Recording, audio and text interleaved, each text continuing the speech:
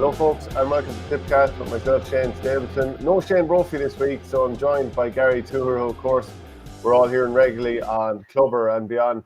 Gary, how are things with you this morning? Yeah, not too bad, Shane, not too bad. Another magical week coming up for Tip Club hurling. First round of knockout. If round three was exciting this weekend, has some sweltering games on the heads. Yeah, and of course people probably know as well that we're now at quarter-final stage in the football. That's going to be Lockmore Brackens, Moyle Rovers, Arravale Rovers, Kilsheal and Kilcash against Care, Ballina against Clonmel Commercials. But I think we should just jump straight into what's going to be happening this weekend from the quarter-final stage in the Tipperary County Championship. And we should start with the county champions, Kildangan. They're coming up against Moycarkey Burris. I'm sure they're going to be pretty much everyone's favourites here. How do you see this game going, and what sort of a game are we going to get? I suppose you have the old cliche of Moycarkey, they have a free hit and all this nonsense, but like Eddie Brennan and his crew, they won't be coming up to Semple Stadium on Saturday looking for a free hit. They'll play their same style of hurling. Kildangan, big favourites. Look, let's call a spade a spade. They should be winning this game by all form this season. They should be winning this game and winning this game handy enough. I can't see anyone else bar Kildangan winning. But again, Moycarkey's issue, I think we said a few weeks ago on a podcast, 3 or 4 weeks ago, Moycarkey's issue over the last few years has just been, I suppose, they can't get form game after game after game. When Moycarkey turn it on, they're up there with your top 6, top 8 teams in the county. But they're just not consistent enough, Shane. And look, hopefully it's a close game. That's what I'm looking for mostly. I'm doing a Clubber. Actually, Bubbles Dwyer is coming along for a double header on Saturday with Clubber. Looking for a really close game, all going well. Moycarkey have the players to threaten Kildangan, Shane. Like that, like we know that. But again, it's just Kildangan. They could kill this game out and just play it to their own pace. They could. And like Max Hackett scored a couple of goals the last day against Mullinahone. Do you expect, like, people don't really expect Kildangan to make a special plan for him because, Kildangan have such a good backline midfield. They're so good at working the ball out. If he gets a couple of scores, he gets a couple of scores. But, it's like, how do Moycarkey stop Kildangan working that ball out and the likes of Alan Flynn marching up the field with it?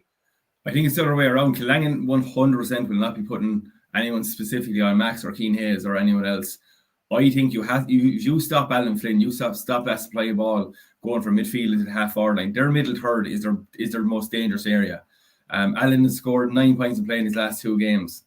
I think he got 2 points. He's 11 points in play in 3 games this year. And not only has he got 11 points in play, he set up, I think, directly 13 scores as well. Now, most of those have been to Paul, which is the 2 boys are just absolutely on fire this year. But I think Moycarkey, the only player they need to look after one-on-one is Alan. They have to find some system. I have no idea how you do it because Alan plays a 6, but he also plays 5, 7, 8, 9, 10. He plays bloody everywhere.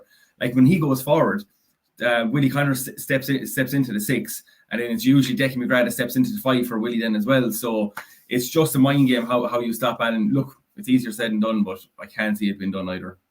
Yeah, I think we're both going to go with Kildangan to win that one, but look, hopefully it'll be close all the same. We want all these games to be exciting. Tumivara against JK Brackens here. Look, Brackens' last game out was against Kildangan. They lost by 230-16. The game just really went away from them towards the latter end of the first half, if I remember correctly. Do you feel like they can recover from that? And obviously they have the football going at the same time. Yeah, I think literally you can strike a line through that performance, Shane. Look, I know they were missing Paddy Cadell, I think Luke Ormond as well, and Shane Scully. They were missing that day. Looking at the body language of Shane Keegan and the boys walking off the field, it didn't seem, I suppose, too upset. They were through anyway. I doubt they wanted a performance like that. They want to have something to build on, obviously, but Kildangan just opened up the shoulders and they just went hell for leather. For me, this could be, I suppose, 2 more favourites for this, and I've been praising Toom so much the last couple of years, but I think there could be a shock here. I think Brackens could turn over Toom. If Brackens come back to the form of the first 2 games, Shane, inside the stadium, their style of play, Paddy Cadell is hurling unbelievable stuff this year. Obviously, you have the Andy Ormond is back fit as well. I think Brackens could turn over Toom here if they get back to the form of their first 2 games. Do you think there's any chance that some of the Toom lads who've been involved in the under-19A, and we might touch on it a bit more in a while, but they're out now, so obviously they're freed up for senior only. But the likes of Darren McCarthy, he's been playing some amount of games this year, and now to try and come along and turn it around and produce again against a team that's very well set up generally in in brackets. Like, it's a big ask to keep going all year like this. It is, but Shane, I'd say it's more a mental thing than anything. I think the body will be absolutely fine. Look, we have the best recovery centres around nowadays. Like, Dara is not going to be training 2 nights a week with everyone else after the match. The same with Jay Cackett as well. Like, he's been playing coming on as well. Those boys won't be training on the field as much as they would be if they weren't playing 19s. Going into the Revive Centre there, Nina, mind the bodies. I think they'll be absolutely fine physical wise. It's the mental. It's getting down at home straight, but again, I have no questions about the mentality of the likes of Darren McCarthy and Jay Cackett. I think they'll be absolutely fine. And now, would you be in the Revive Centre yourself after a few commentary sessions? Must be worn out.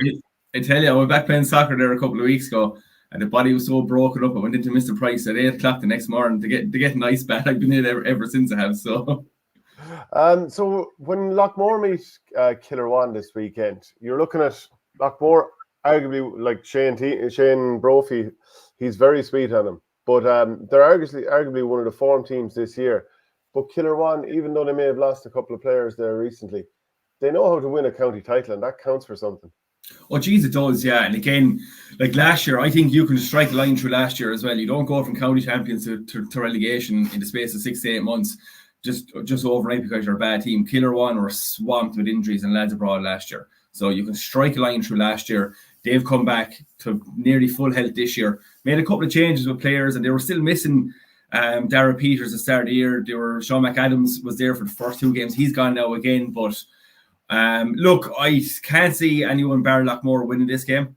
Again, I'd be very sweet on this year. I think they're going about their business nice and tidy. They're finishing games very strong, Shane, which, again, when they're playing, I suppose, ball codes. But again, this nonsense comes up the whole time. Oh, they're playing football this week, hurling next week.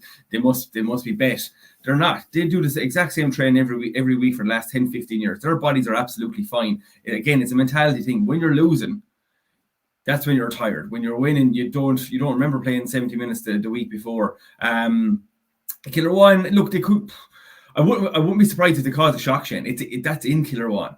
Do you know, like, and the direct game of hurling they're playing this year, they're not playing through lines, they're playing direct hurling into the full forward line there to Willie and Tom Cleary. Killerwan will rattle them. It won't be, Lockmore won't run away with it, but Killerwan will rattle them. Like, surely if you're Killerwan, you're looking at this thinking, Noel McGrath is going out dictating every game. He's dropping into his own half a lot of the time.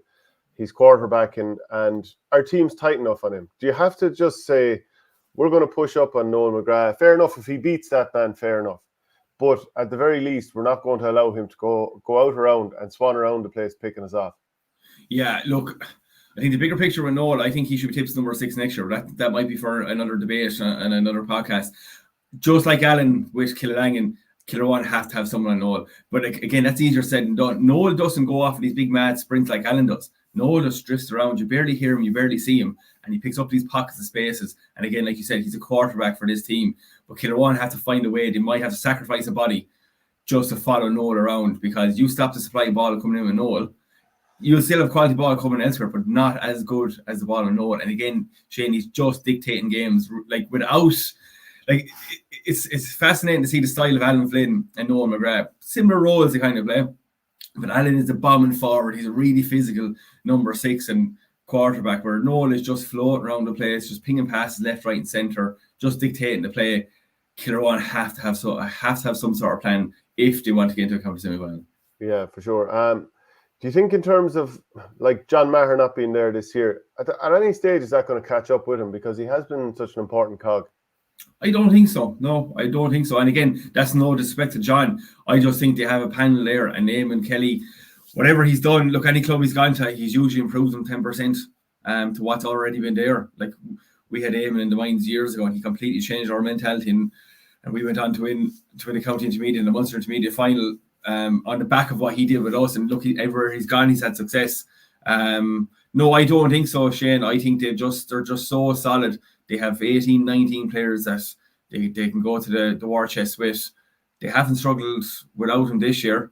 No, again, and Shane, the main thing is they're finishing games strong. There's no game where they've been ahead by 5 or 6 points and then they've lost the lead late on. They've pushed on 5 or 6 points in every single game they played this year, including the mid. So whatever Eamon has installed in the water up there in Castellini, it's working. Okay, well then, like, the battle of the big towns, Nina against Thurles. Isn't it like Thurles? you'd favour to beat most teams, and Nina can't quite get over the line. But over the years, they've always pushed Thurles really close and on occasion beaten them.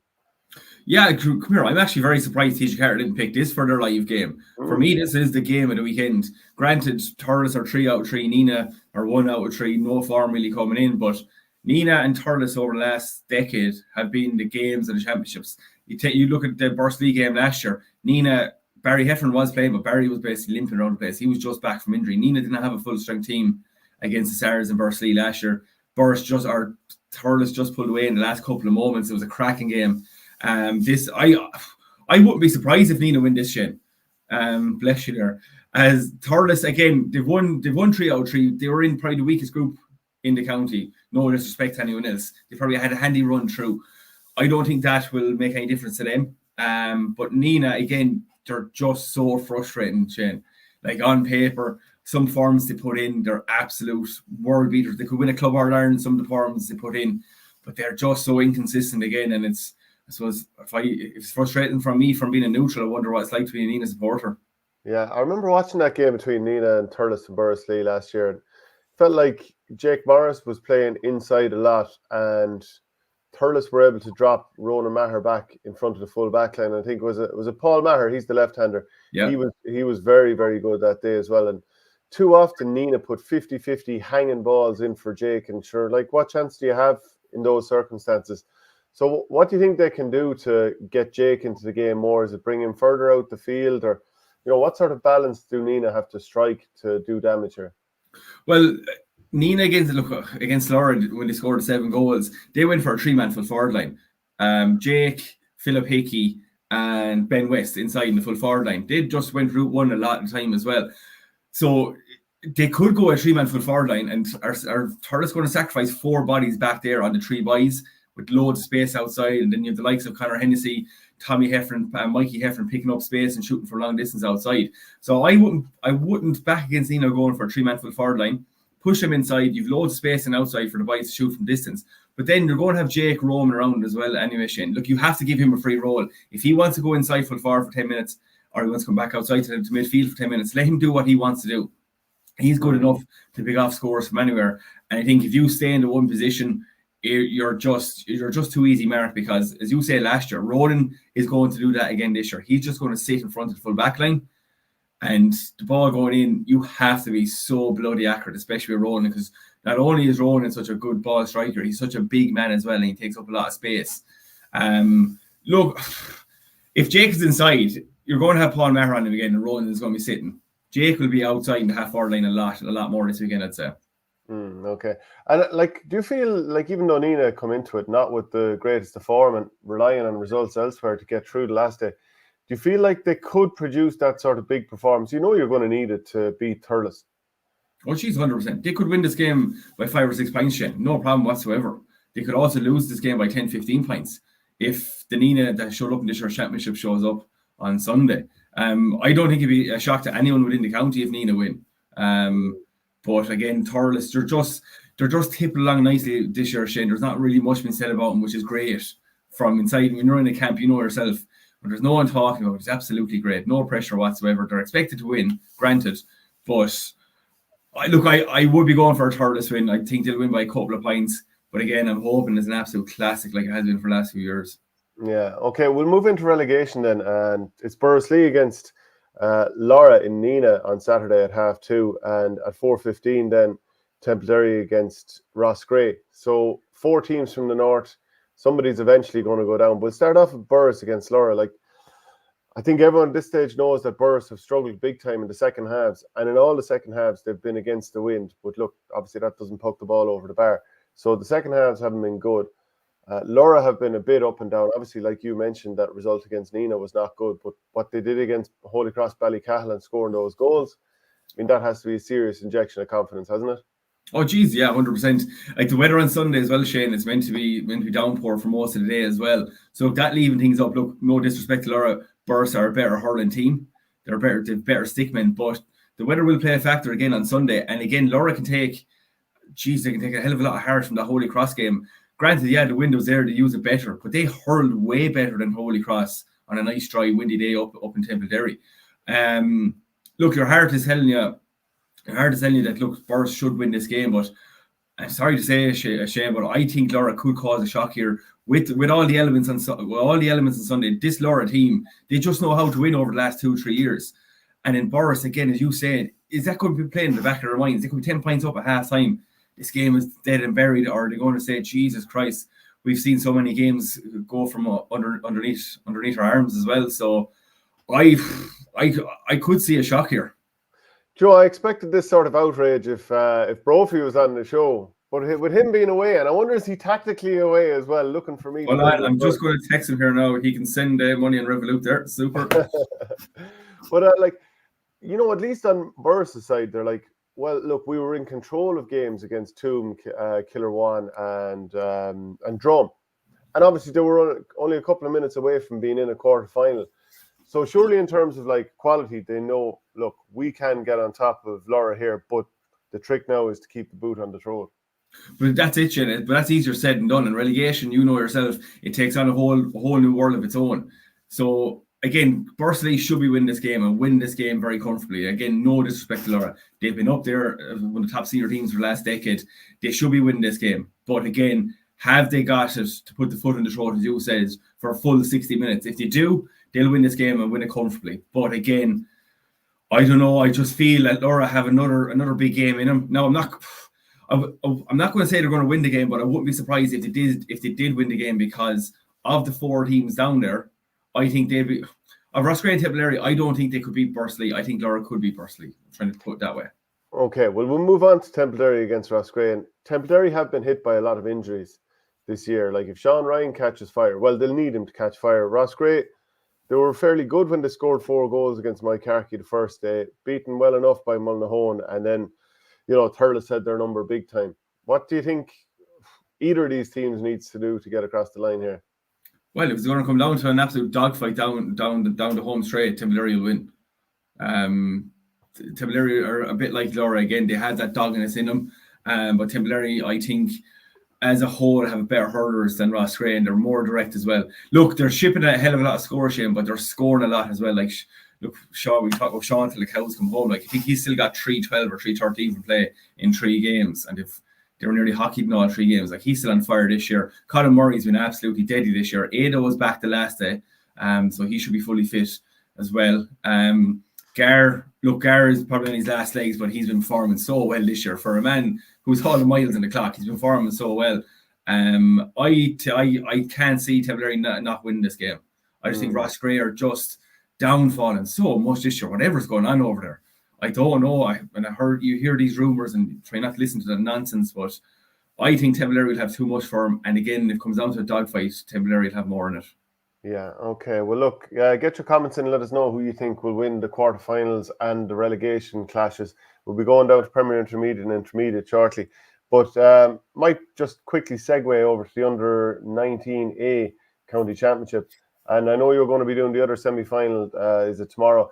But Holy Cross, they're looking for back-to-back, and they just about nudged out Toom in their semi-final in... I remember watching it. That was in Templemore, wasn't it? Templemore it was, yeah.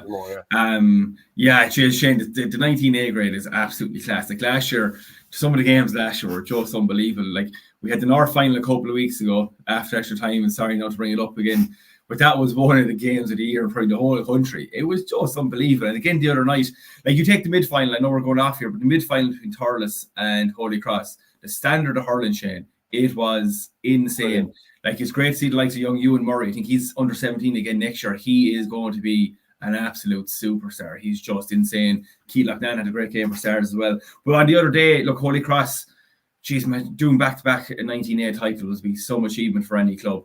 It was when we got the highlights of the game, because I was doing the 19B game between Killerwan and Upper Church. Killerwan won that handy enough in the end.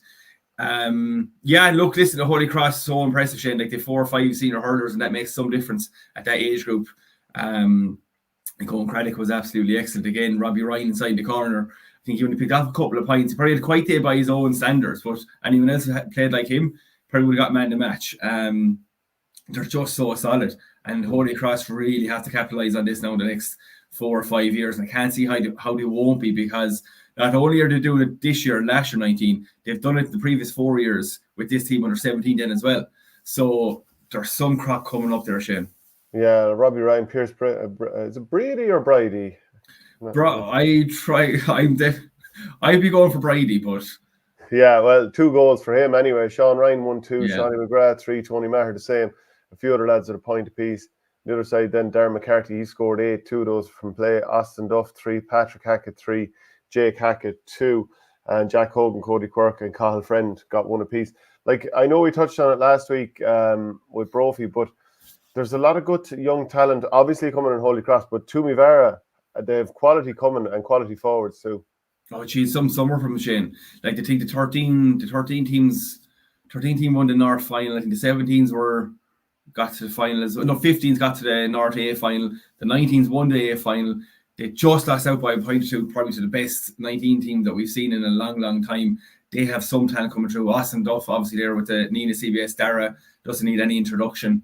I don't know, Shane. They have, like, remember I saying last year that in the next 2 or 3 years that they should be competing for Dan Breen. Like, they have a serious crop of players coming up, and it's great. Look, I suppose on the outside, growing up, you always hated Toom because they were winning everything. Do you know, they were the hated club, and that's a great place to be, Shane. Like, being the hated club, they were winning bloody everything. Is it coming back around again? Like, the under-age structure now, it's getting in place. You can have a good senior team all you want, but if you don't have the bodies coming through, it ain't worth the salt or the paper it's written on. So Toom are slowly but surely coming back, I think, and I think the Greyhounds will be howling for a while to come. We might talk about some of the the preliminary quarterfinals that we had at the weekend, and start off with Borris beating Drummond Inch. That was fairly comprehensive for a finish 320. Was it 320? Yeah, 320 to 13 points. And Oisin Larkin scored 2-6.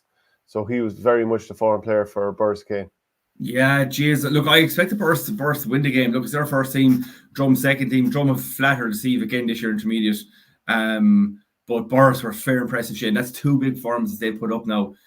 Beating Kilsheelan in round 3, and now Drummond Inch in the preliminary. Again, they're a bit like Shannon Rovers. They took a beating off Moneygall in the Irish Championship, and they've just given themselves a kick up the backside, and they've driven on. Like, they've had a really good year this year. They'd be looking to take a scalp now in the quarter final and backing themselves. That was really impressive. Again, Oisin Larkin. Look, if you speak to Oisin, like, I spoke to him so many times after a game, he's just like a fella that doesn't give 2 hoots. Like, he's so cool and calm, but he's so deadly accurate. Like, he mightn't do anything for 10-15 minutes, but he'll pop up with 4 points in play in the space of 5 minutes, or as he got a couple of goals there. Like, he's such a deadly player at this level. He is. Yeah, and then we might just talk about the Cashel King Cormac against Borlath and Duala. 1-4 from Ross Bonner. He very much kind of set the tone for Cashel King Cormac there. Yeah, Ross is a lovely hurler. He's very physical as well. Again, I didn't get to watch it live because I was doing the 19B game, but picked up the highlights on it. Again, Cashel workmanlike again. Do you know, like, again, they're a frustrating team, Shane. I suppose, look, they got all those bodies a few years ago. They're slowly but surely coming together now. Like, on paper, they should be winning the county championship. They probably had the strongest 15 on paper, but again, they're motoring along nicely. Borland must be very happy with their year as well, Shane. When you come up a grade, your first thought is survival. Don't care what anyone says. Your first thought is survival. They'll have to be very happy to their first year back up Premier Intermediate. And look, Conor Gleeson done another good job there this year. No, Niall McGrath got him up last year, but Conor's done a good job this year. It's a nice young team as well. Apart from the two stalwarts inside the full forward line. The boys are pushing on now, but they're not slowing down whatsoever. They're scoring for fun again this year. Yeah, I think I might have said Premier Intermediate for Borris against Drummond Inch. It was intermediate, as the politicians would say. I misspoke. We'll put it that way. We'll move on to the Premier Intermediate quarter-final lineup this weekend. Just to call it out, Thurles Sarsfield second team, they're against Cashel King Cormac, who we just talked about. Aero Gannacarty Donahill against Upper Church Drumban. St Mary's will meet Gertnahoog Glengool, and Burgess will meet Carrick Swan. But just that Thurles team, I mean, the depth, we keep talking about the depth they have, but will Cashel King Cormac have enough for them? Shane, just before we move on to it, just we'll talk about the draw there Sunday night. It was like the Vatican. We're waiting for white smoke to come from any social media page. It was just so frustrating from, I suppose, a supporter's point of view. Clubs and players and supporters were waiting all night to get the white smoke about the actual draws. There was nothing done for it. It wasn't done live. There was no promotion done whatsoever. Only for Shane Brophy and Paul Carroll tweeting about it. Nobody else knew anything whatsoever. And then it wasn't until, I think, Monday morning that the county board, I think they actually copy and pasted Shane Brophy's tweets and just posted them out. Again, like this is the biggest weekend in club hurling in Tipperary. We've 4, 8, 12, 16, 18 knockout games in relegation and the quarterfinals. It's a massive weekend. You look over at Clare GAA, they went live on Facebook Monday night. They had ex-players, they had a big promotion for a few days beforehand. We're going live to do the big draw. It was just disappointing that it wasn't done. They could have done live on Facebook. They could have done a live draw after the Cashel Latin game. Massive crowd in Dundrum. I just feel the players have been let down this week by the lack of promotion. Now, look, Shane, when you're in the bubble, you don't really care yourself, but still, this is the showpiece of our hurling season, and there should have been something done Sunday night. Yeah, well, it's also like if you're attracting sponsors and stuff like that, you can say, well, look, part of the package you'll get this year is we're going to do these big live draws on a Sunday evening, and you're going to get X amount of views based on what we've seen the last couple of years. Yeah. So it's definitely something worth considering from the county board point of view if they're looking to sell packages. So, yeah, so I agree with you from that point of view. Just starting off then, Thurles against Cashel Kincormac. What do you think? Yeah, look, again, I was so impressed with Thurles against Clonakilty. Pa Burke, Shane, it's great to see him winding back the years. Like, he's been so good since he come back into the team. Like, the wrists have never lost it. The leg, and look, his legs, he's doing fine as well. Legs, but I just think Thurles will have too much for Cashel. Young Keelock Dan inside the full forward line with Conor Lanigan. Pa Burke is mopping up out in the half forward line. I've been very impressed with Thurles again this year. And Shane, Thurles are so consistent as well.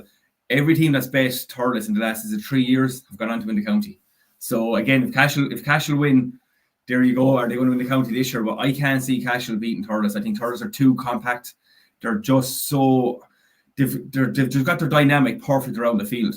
And they have a good bench to go to as well. I'd be fancying Thurles to win this by a couple of points. Split Thurles into two. Split Thurles early into 3 this stage. Like Upper Church Strumban have certainly been, from the start of the year, they've been favoured as the ones to go back up as champions. But Aero, Gannacarty, Donahill, like they've done it before. They've been at the top level. A lot of these players know what it requires. Shane, they've been absolutely electric this year. Like, they had a brutal year last year. Again, it's a small bit like Killerwan. You could strike a line through last year. They were dogged by lads abroad last year. I did a couple of football games for Clubber last year, and speaking to Brian Fox after a few games, it's just so disheartened. But this year, the energy off him this year is unbelievable. Like, Donald Dwyer is having some campaign. Brian Fox, their back centre back, Conor O'Brien. Like, these boys, look, I think they're nearly eligible for the Masters at this stage, but they're hurling unbelievable stuff. And then they've got the young whiz kid coming through, Dara Kelly inside. Shane, this lad, he's so electric to watch. Once he stays injury free, he's going to be tip senior in the next year or two. I would not be surprised if Gannacarty beat the Church.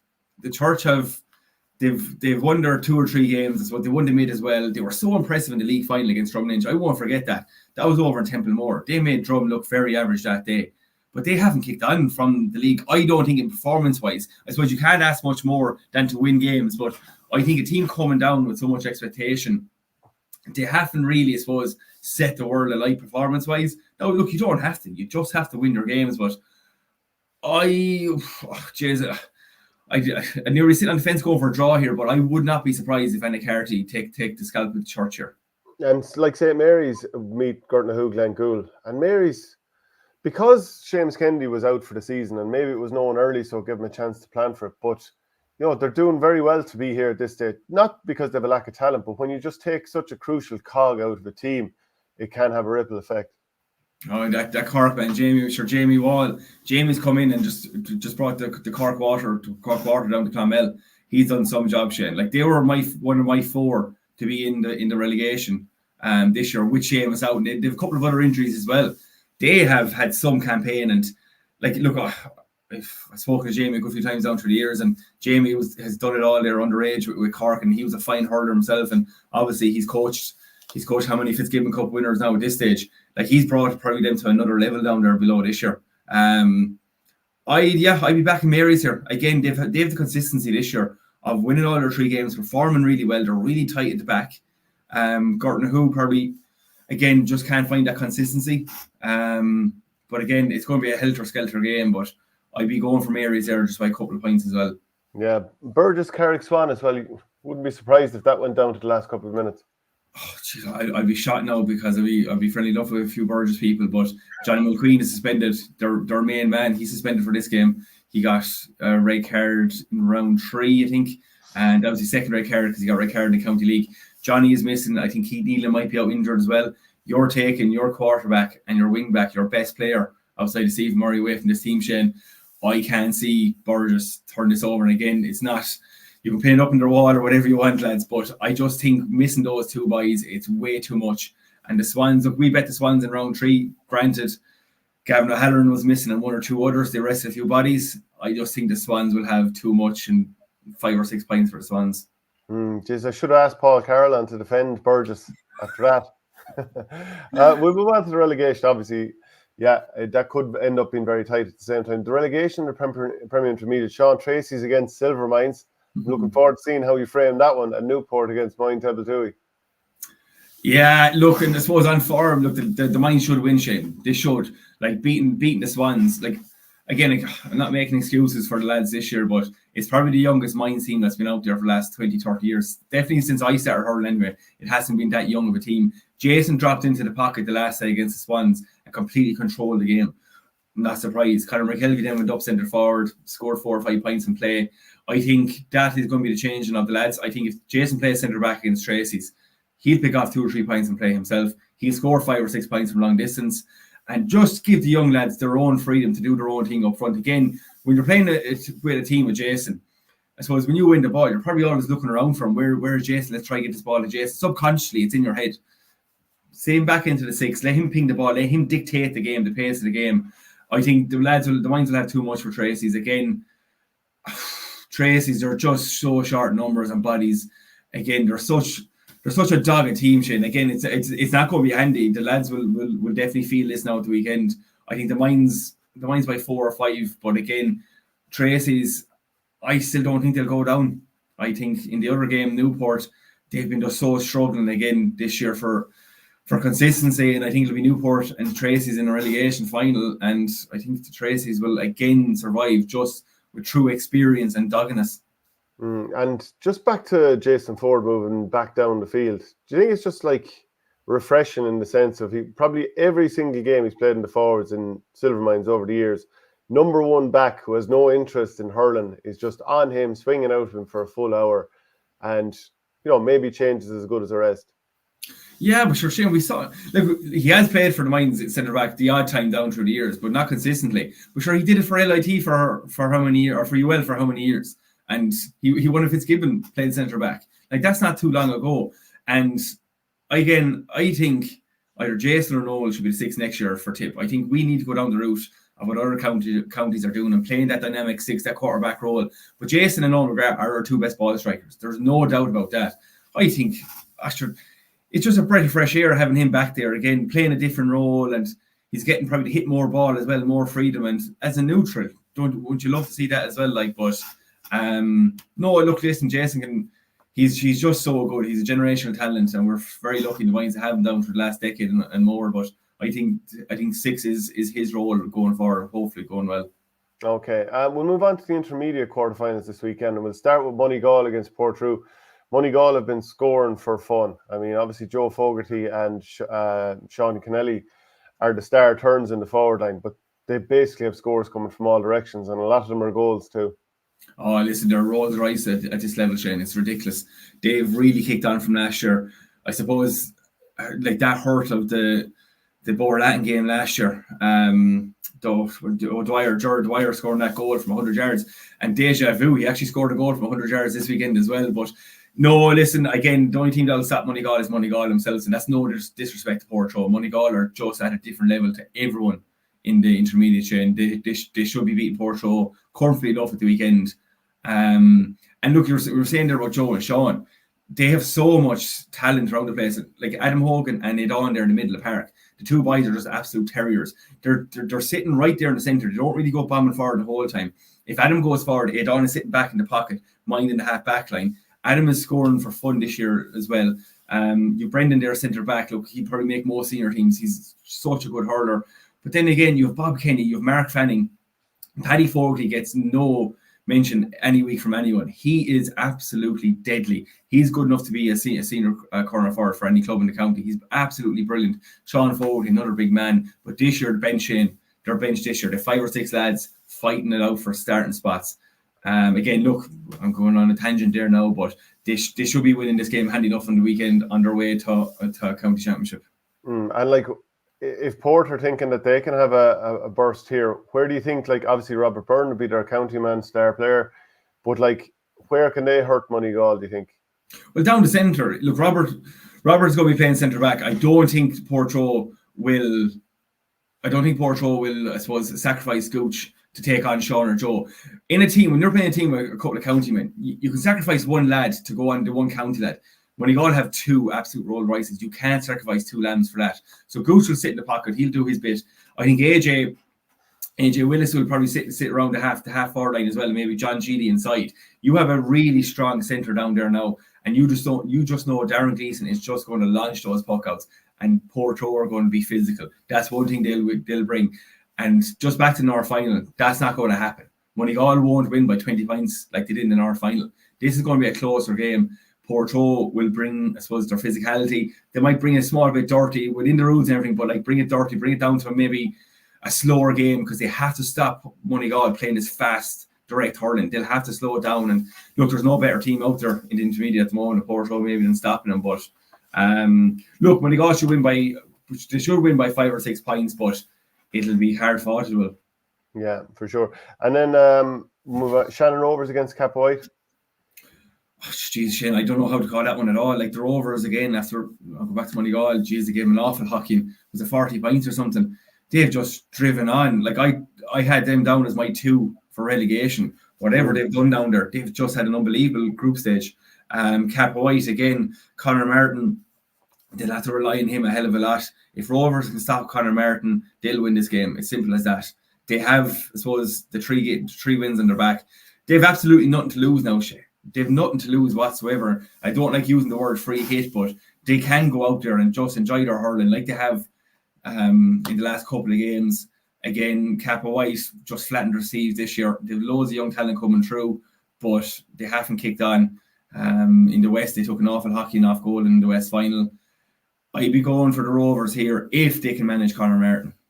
Yeah, and you mentioned Golden there. Like, go back to October last year, they were in the intermediate final, down to 13 men eventually, and they lost by 3 goals to Borlahan. So no disgrace in that. But like, do they have what it takes now to kick on again this year? And they've got Borskane this weekend. Oh, geez, they do. Look, no disrespect to Borskane. Golden will win this game. They've just gone to another level this year, Shane. I think it was naivety last year at the county final. This is probably the youngest team in the intermediate grade. I think their average age of the forwards is 21. The oldest player is 23. Jack Leamy and Ben Curvin at this level is just, it's like Sean and Joe for Moneygall. Golden are Moneygall's biggest threat. Golden this year's defence, they've only conceded, I think, 1 goal between the West and the county championship campaign. They're not scoring 40 points a game or 30 points a game, but they're not conceding anymore. I think 13 or 14 they're averaging at the moment.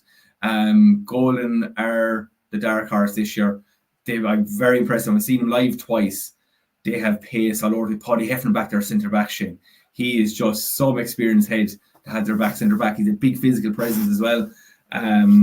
Yeah, Golden will win this game at the weekend. Again, no disrespect to Borskane. They've kicked on big time. They've had a good year, but they'll need a small bit of a help from the gods above to get over Golden. River Power says Brophy is the head down for relegation. Gone to ground, it's war, I tell you. It certainly will be on Saturday in the relegation clashes. The final game then in the intermediate quarterfinals, Ballingarry against Knockavilla Doneski Kickums. How would you see that going? Yeah, Ballingarry should win this handy enough. Simple as that. Dylan Walsh has just got back to, I suppose, the level that he was hurling at when he was playing county a few years ago. Look, they haven't lost a game this year, Shane. They won the league, they won the South, and they've gone through the county championship as well. If we're doing a power ranking, they'd be 3rd in my power rankings. Knockavilla, look, again, they don't have enough. They won't have enough up front to threaten Ballingarry. Look, not going to say a comfortable win, but Ballingarry they'll win 5 or 6 points as well. Yeah, and then the relegation intermediate, Skeenerinky will meet Upperchurch Drumban second team, and Arravale Rovers against Ballybacon Grange. I'd imagine you haven't seen either of these teams too much this year, but any particular thoughts on it? Well, I suppose I saw Upperchurch against Moneygall, and geez, that game was over after 10 minutes.